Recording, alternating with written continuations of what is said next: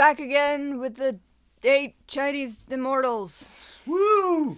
We're doing 1 again this time instead of 2 because the last 2, the one today and the one next time, whenever that happens, have more or less a longer story again. I like the guy who was so stubborn that he just decided not to die. That's my favorite so far. Mine was the one that was like YOLO. Okay. Who wasn't a guy or a girl or an anything. Yeah. I don't know. Next up on the list is Zhongli Quan. Like, I'm butchering these Mandarin, Cantonese, I don't know which one. Name. It's okay, I'm not keeping track.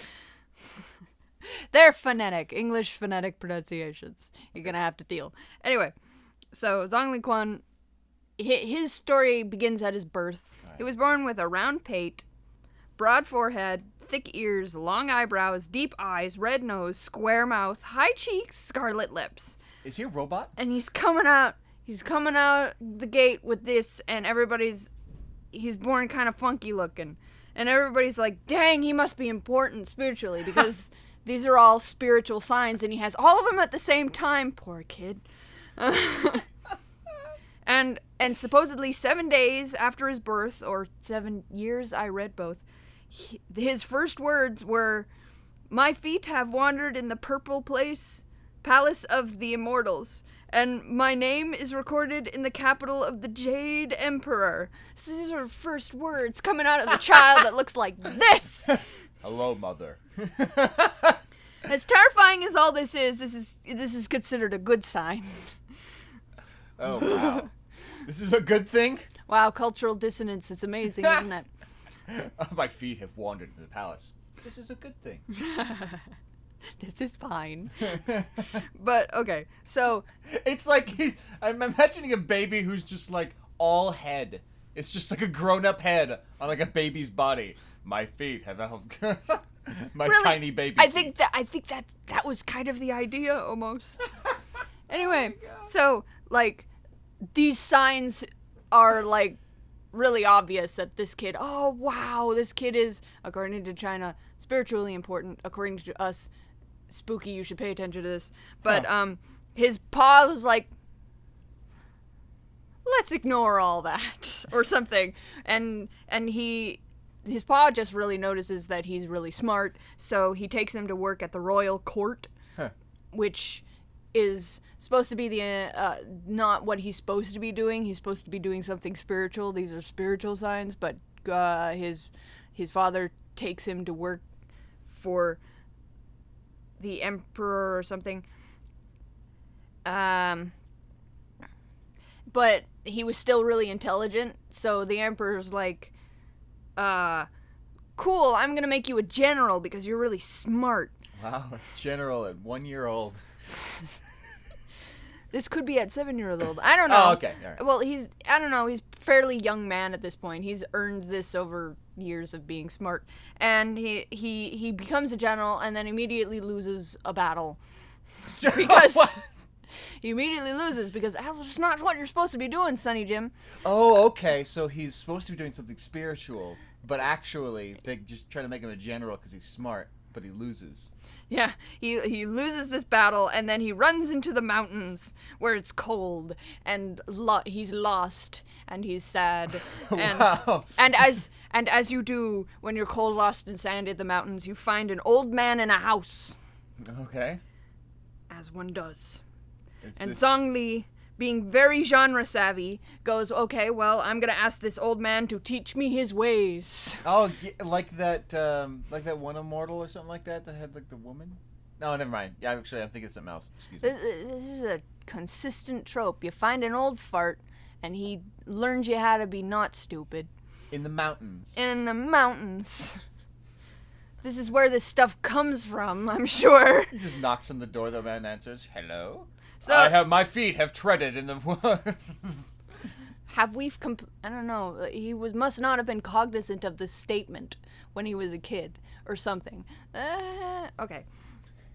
Anyway, so he learns Taoist principles and alchemy from this old man in the house, and there's a whole montage there.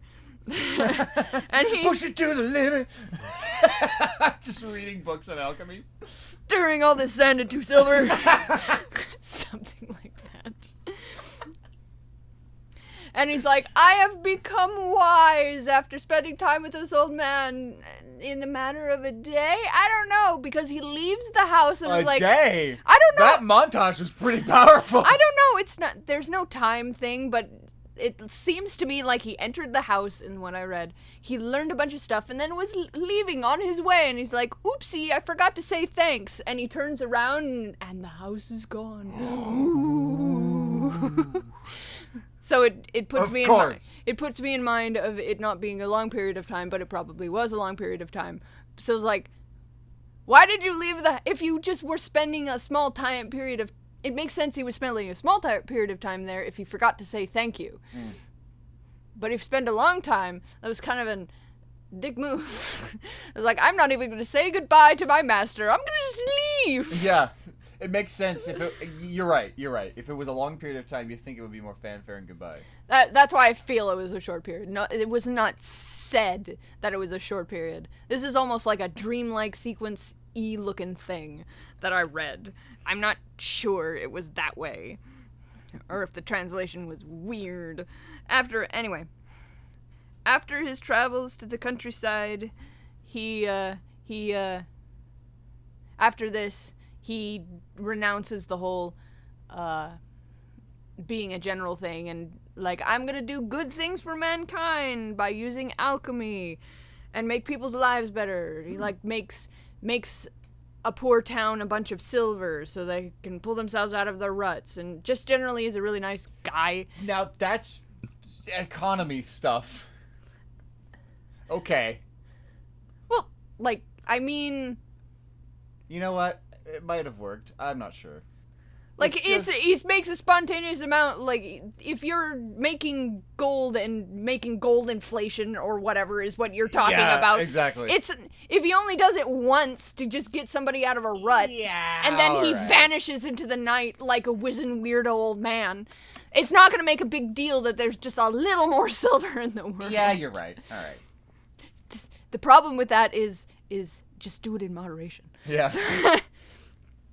Anyway, he just does all of this alchemic stuff to fix people's lives more constructively. But I think he's still considered an immortal associated with war. And he has he's like a Chinese Taoist Edward Elric. Okay. I don't... Right? No? No? Well, no, because he succeeds in making people come back from the dead with a magic fan. Oh, you didn't know that? That's amazing. Didn't. You set that up. What? He has this one was a Wikipedia find. It was a Wikipedia that was a Wikipedia read. I'm like, I'm not finding any confirmation of this one. But supposedly here's a magic fan that makes people come back from the dead. Could have used circles. Sad to use a fan. I don't know. Immortals are pretty powerful. Yeah. So, I don't know. He just does nice things until spontaneously one day he accidentally gives himself like the elixir of immortality. I think by exploding his house or something. I don't know. It was weird. By an accident. It's an accident that he made himself immortal, and then he becomes one of the Chinese immortals. And I think he helps Lu Dongbin, which was one of the previous guys, become enlightened or something like that. So he actually doesn't become an immortal on purpose. Well, they all kind of don't. They just kind of run into their immortality, and then they like, wow, hey, we're totally all immortal together. Let's go drink booze and do shit. Kind of a That's thing. what I would do if I was immortal. I would just be like, well, what's on my agenda for the rest of my life? I guess I'll drink. Just kidding. So that probably rounds off Zhongli Quan. There next is the other Z name one that I have to actually look up because none of these names stick in my head very well. Anyway, see y'all later. Bye.